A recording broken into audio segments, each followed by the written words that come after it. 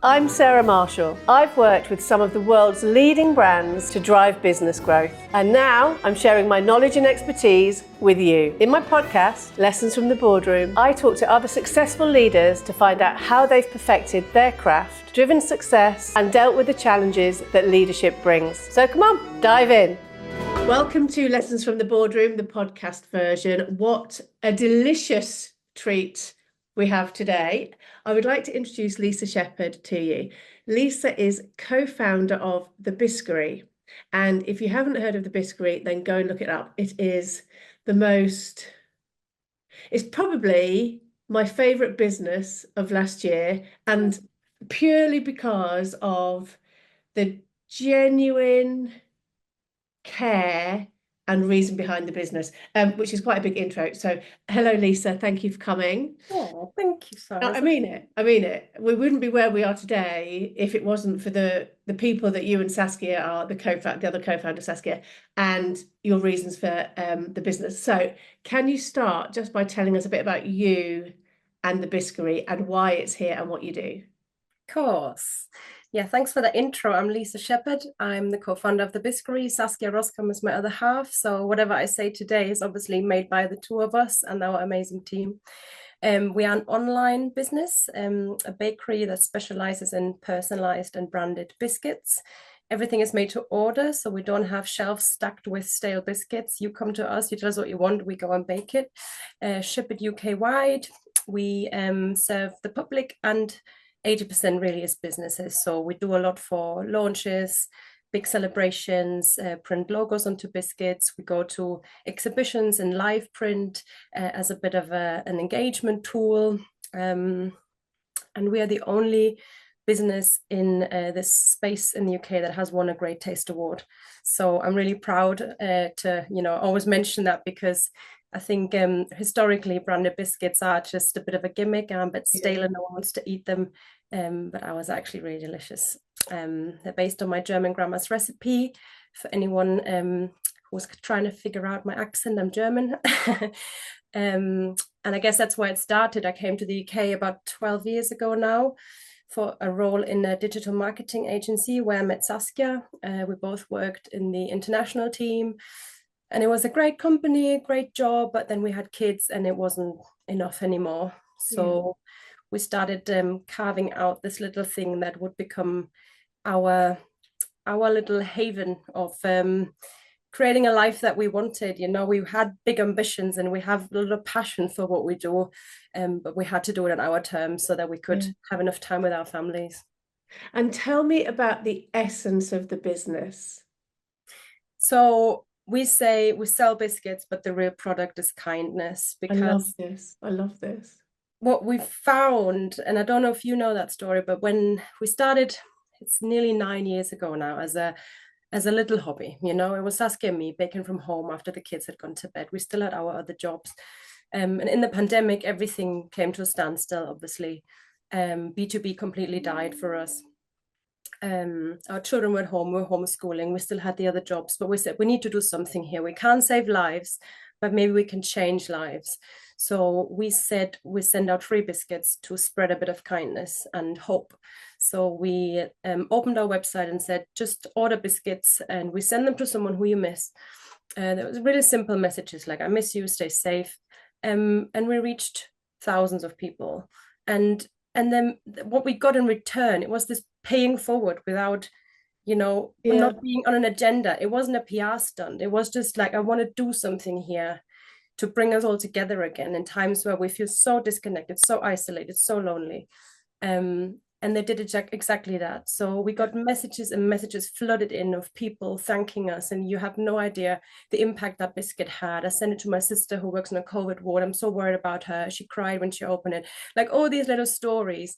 And we were like, more of that, please. More of that, please. Because that is, I jump out of bed in the morning to do this sort of stuff. So then we just wove that into the business from that moment on. Because off the back of that, again, it wasn't planned. But our website saw a 400% increase of orders because people then saw us and they were like, oh, these guys actually, they're nice, they're trying to do something nice here. It's real. Yeah. It's real. and that changed the business, and we never looked back. And shortly after, we quit our jobs and went into it full time and hired a team and all of this. So kindness is at the forefront of what we do and why we're here today. Yeah. And you could, like, just listening to you makes me emotional, because thinking back to those times and how utterly awful it was for a lot of people. I can't imagine. I'm probably going to cry. I can't imagine getting a biscuit from somebody just to say they were thinking about me. It is such a beautiful thing. Right, before I get too emotional, let's talk about the business. So the kindness and appreciation is absolutely at the essence of your business, but it is a commercially successful operation as well, right? Absolutely. And that's really important for us, because I feel as women, we often play it small, play it safe. We're like, oh yeah, let's help others and make a charity or donate everything. And we're like, how about we make money and we put that money into something good? Because then essentially we can touch more people and help more people and inspire more people. So yeah, we are a for-profit business. We are profitable. We're small, but we're growing. And that is how we want it to be. And tell me, so on this journey of 9 years, you must have, and especially in the way that it's evolved, you must have learned so many things along the way. Is there, I mean, I normally say, what's the best thing you've ever learned? But are there like a few things that you say, okay, well, we learned these things and these have really changed the way that we do business? Yeah, I think the best lesson for me, especially as leader sounds a big headed, but you are. It's not big headed, Lisa. You have led this business from nothing to, well, I know what your turnover is, but you have led it from something that you were doing in the kitchen to something fabulously successful. You are a leader. Maybe I give people a background. Saskia and I started with £500 from our own pockets, and we're now turning over £250,000. Right.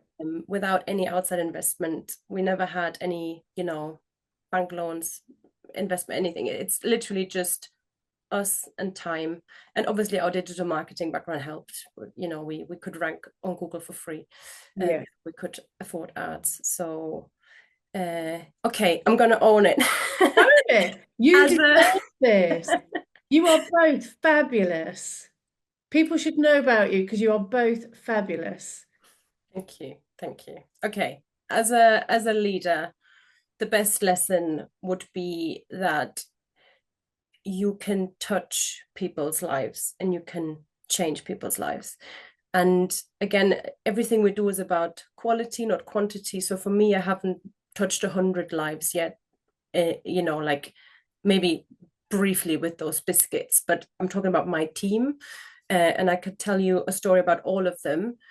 But there's two people in particular who I know whose lives we've changed because of the opportunity we've given them. So one of them is a refugee from Ukraine, and she came here and she's amazing. She's just amazing. Whatever you give her, she turns to gold. But her English isn't quite there yet. So before we met her, she was applying to work in a restaurant as a waitress, which is, an honorable job. Like, I'm not saying that is the lowest of the low, but she could do more. And we were like, don't take that job, please. We'll find you something here because we know you can do so much more. And she was so worried about her language. And we're like, well, there's ChatGPT and you're clever and you're gonna learn. And just seeing her thrive and seeing her rebuild her life here, and the messages she sends us at Christmas and whenever she feels a bit emotional, that is the best lesson. Just how doing something that on paper might not make sense but feels right can give you back bucket loads of the good stuff. And how do you blend all of that good stuff with commercial realities? Because you've got rent to pay and you've got you've got salaries to pay and you've got ingredients to buy and so how do you blend those two things? I think we do always keep a close eye on our P&L. As boring as that sounds, we do know our numbers. We do know what we need to make. We know our sales figures, and we also know how many biscuits we need to make in what time. So, we're not like a slave ship with the drum, but we know exactly this is what. Because they're all handmade, right? They're all handmade. It's all handmade. It's all handmade.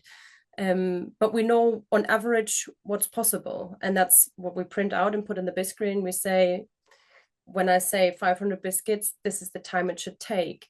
And to be honest, now no one looks at that sheet anymore. We just work, and it comes together, because that's the sort of team we've now established, and everyone's in the strongest position where they can be, and we just come together as a team beautifully. Like at Christmas, when it's our busiest time and everybody's hands-on and I'm there bagging biscuits by hand, I could witness that, because normally in the year I don't, but then when everyone's needed, I'm there. And it's a thing of beauty, and we stand there like little elves in a little North Pole factory, and I'm like, wow, this is just beautiful. We've built this, and everybody's smiling and telling a little story, and we're singing Christmas songs and having little antlers on, and so it's I don't think it has to, I think it can go hand in hand. The whole, I know what we need to make here. This is why we're doing it, and these are the targets. But I don't have to be horrible about it. I'm just communicating it to you, and then I trust you do it. And if not, then we'll have a chat. Yeah.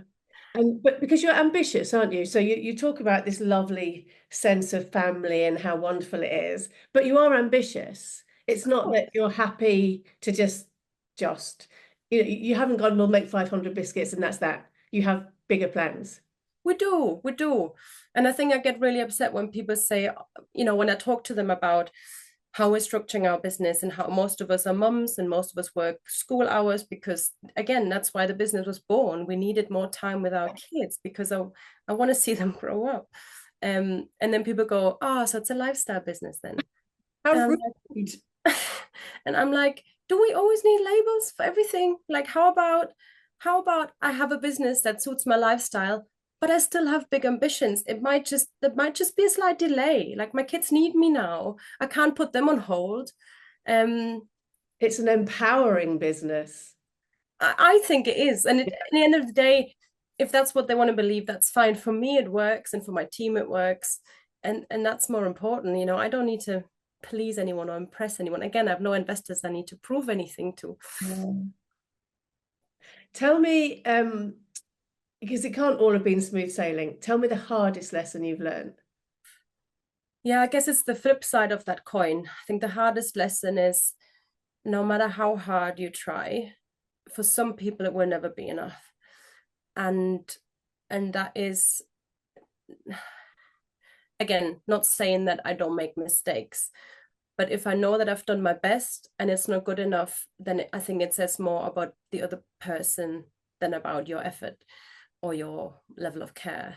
So I think there's just some people who it's not going to land with what you're trying to do, or they're here for different reasons. And I think that's the crux as a small business owner, when you're just starting out maybe and you haven't had a lot of experience with hiring people and managing people and leading people, is to figure that out fast and to have that difficult conversation soon. And I think that was the hardest lesson for me, that I didn't have that difficult conversation. And then, resentment builds up on both sides and nobody wants that. So I think the lesson is to have those conversations. And in the end of the day, both sides are better off once they part ways amicably, rather than waiting until, hopefully, luckily, we've never got to that stage where it was then not amicably anymore. But I can see how that can happen, how you just let it slide and wait a bit more. And before you know it, you're just really, really resentful. There is a point where you have to accept that potentially there is the wrong animal in the wrong space. Yeah. And that's not their fault. That's not your fault. It's just, it just is. It's just not working. Yeah. I remember back when I was at Universal Pictures, I had a situation where it was exactly that. And the HR director said to me, are they ever going to be the right animal? Can you help them become the right animal? And if you can't, then it's like the kindest thing for everybody to just go, okay, right, let's just be really frank and honest and talk about this and find a way that we can figure this out. Yeah. Yeah, that is not easy because nobody teaches you that stuff. Nope. And especially if you're a founder leader and you've never been in that position before, how are you supposed to know that stuff? Yeah, that's a good question. I thought about this the other day. I think a lot of my leadership skills come from being a mom. And it's not saying that I parent my team, because I really try not to get into parent mode. But it's the whole, okay, shut up, listen. Yeah, What is the actual problem here? Talk to me, and let's find a solution together. yeah, And also I think the intuition, again, we often think, oh, we need to read this book, and it's the knowledge and actually I think a lot of it is in your gut, isn't it? It's like just human empathy. Yeah, yeah, I think I'm walking to the Biskery, sometimes I'm like, oh, something's off. Who do I need to speak to? Like what is it? And I think you feel it. you can Yeah, feel it, can't you? And I think maybe I don't always want to do the male and female energy, but maybe it is. I've not heard many men say this, but when I say to a woman, they're like, yeah, you feel it, don't you? yeah, So I think that's something I've felt more strongly in my life since I'm a mom. yeah. Because I think your intuition becomes sharper. There's something that you learn with kids when they become humans, not when you're just keeping them alive and wiping their bums and feeding them, but when they actually become humans, you realize that you have to kind of leap over what they're actually saying to try and understand why they're saying it. Mm. And why are they reacting like that? Why are they saying that? And it's not generally because they want a blue cup. It's because they want some element of power, or Mm. it's not because they want to have a meltdown. It's because they're feeling neglected, sounds the wrong word, Yeah, but unseen. ignored. Yeah, unseen, that's better. And so there is definitely something about bringing parenting skills into leadership. I completely agree. I think with parenting that we're all just stumbling along, aren't we? Thinking, Yeah, again, you're learning on the job, yeah. aren't you? Yeah, you just think you've nailed it. Right, I've got that. I know exactly what I'm doing. And then boom, another phase comes along. Next. But don't you say it's always a phase? Everything's a phase. Yeah, that was my mantra when they were little. Yeah. Yeah. Yeah. Tell me, because I want to know who your ideal clients are. Who are your ideal customers? Who demonstrates kindness and appreciation? We've got a few lovely clients, but who comes to mind now is a company called We Are Just, and they do campaigns for things like Older Workers Week, and then they send biscuits with a message that says "Thrive in Midlife," for example, and just to everybody knows about Christmas, and most people know about Valentine's Day and Easter, and that's really, I feel like we're in a stage now where that's almost expected and maybe even a bit boring. Yeah. So there's so much more scope for this stuff, and I love it when people come to me with something I haven't even heard of, and I'm like, love this, I'm gonna totally tell everybody about this, not just because then they might buy biscuits, but how amazing to appreciate people who might not feel the sexiest in their lives right now, in midlife and beyond. So yeah, I think those sort of companies that's gives me that fuzzy feeling. My ideal client, I'm not gonna just work for those people, because we are a bit of the Robin Hood as well. So anyone with a marketing budget, because biscuits are luxury.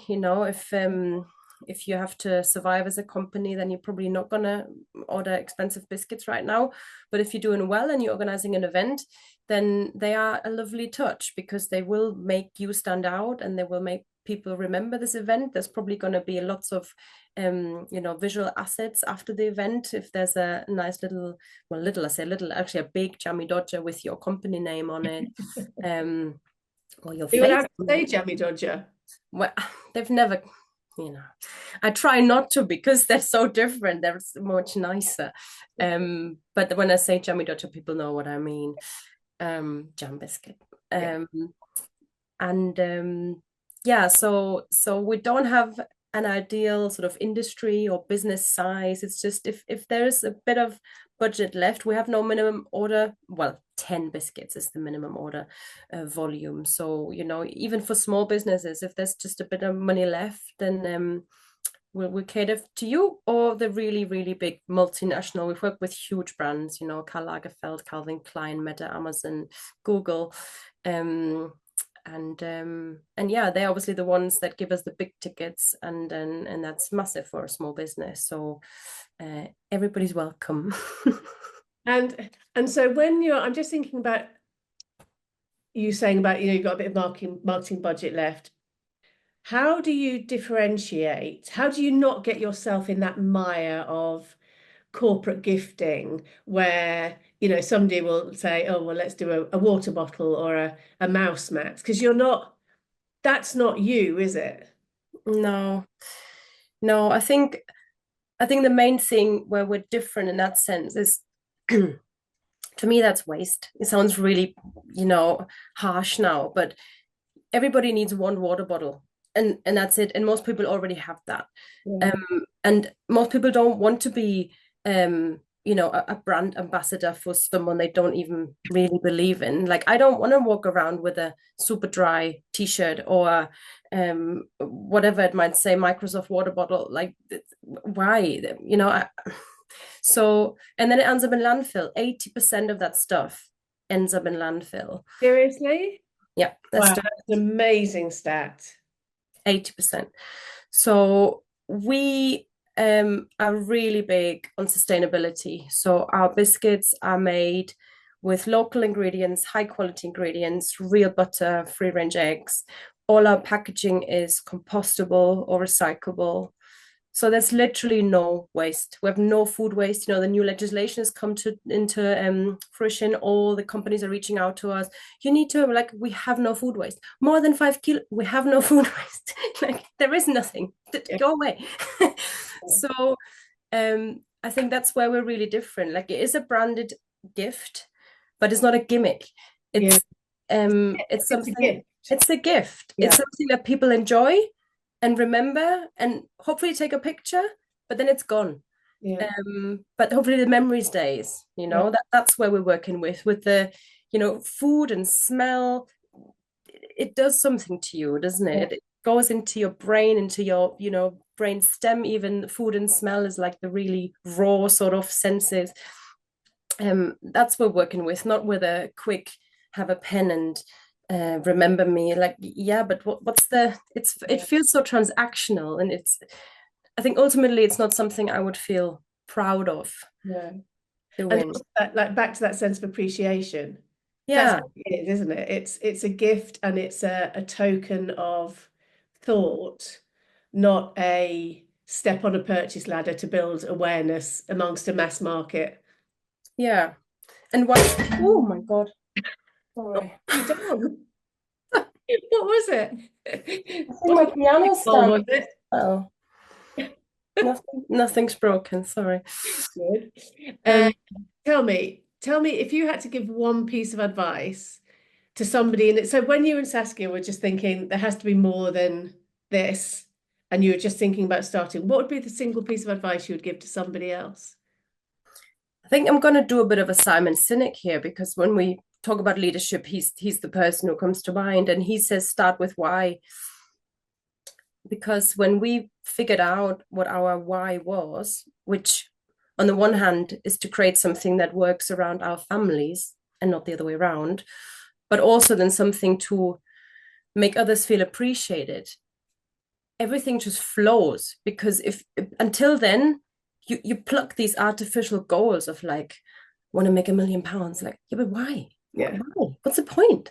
And how many people sell businesses for tons of money, and then they fall into this hole because they don't really know what to do with themselves or what their purpose is, or then they start all over again and do the same thing again. So I think for me, what's been the biggest realization and sort of what's supercharging us is that we're so clear on our why. I think the sooner you can figure that out, of why you're doing this and why it's important to you, and why will it be important to others, and then communicate the shizzle out of it. Yeah, I love it. Honestly, one of my favorite discoveries of the last year. You really are.